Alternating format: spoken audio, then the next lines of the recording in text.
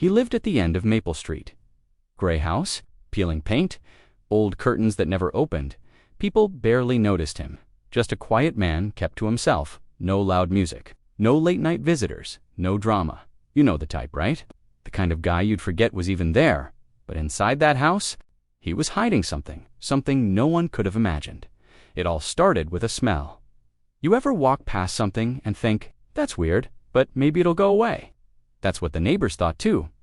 At first, it was faint, like garbage left out too long, or maybe something dead in the walls. One neighbor said it smelled like old meat. Another thought it was a plumbing issue. But week by week, it got worse, and that's when Mrs. Langley, the woman 2 doors down, called the police. They came for a wellness check, just routine. Knocked once, no answer, knocked again, still nothing. The house was quiet, too quiet. So they forced the door open. The living room looked ...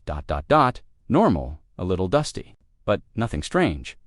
Mail stacked neatly, bookshelves full, fridge humming. Everything looked just. Average until they noticed something odd. The air felt heavy, and coming from behind a locked basement door. That smell, the lock was on the outside of the basement door. Weird, right? They broke it open and immediately backed up. One officer threw up in the hallway. The stench was unbearable. Flashlights sweeping across the cold basement walls, and then they saw the barrels. 6 industrial barrels. Stacked in the corner, sealed tight. The cops called for backup. Homicide, forensics, hazmat. When they finally opened the first one, they found a body, a woman, folded, crushed, packed in with chemicals. That's when everything changed. All 6 barrels held bodies, all of them women. All of them reported missing between 2013 and 2021. He'd been doing this for years, right under everyone's noses, and no one suspected a thing. The police searched the rest of the house. They found a hidden room behind a bookshelf. Inside, hundreds of videotapes, each one labeled by date and time. Some tapes showed women tied up, begging, crying. Others were just him talking to the camera, smiling, explaining his methods. He called it a project, his life's work.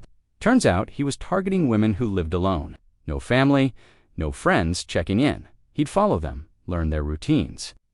Wait until they were most vulnerable, then gone. Just like that, he'd keep them for days, sometimes weeks. Then, the barrels. The thing is, he worked at a hardware store. He sold people locks, tools, bleach, everything he used. He bought in the open. People talked to him, shook his hand. No one thought to look twice. And now, I have to ask, what would you have done if you lived next to him? Would you have called the cops earlier when you smelled something off? Or would you have waited, thinking it's probably nothing? Because this case, it's proof that the scariest monsters don't always hide in the woods. Sometimes they live right next door. If you found this story chilling, hit like and subscribe. More real crime stories coming your way. Because the truth is always darker than fiction.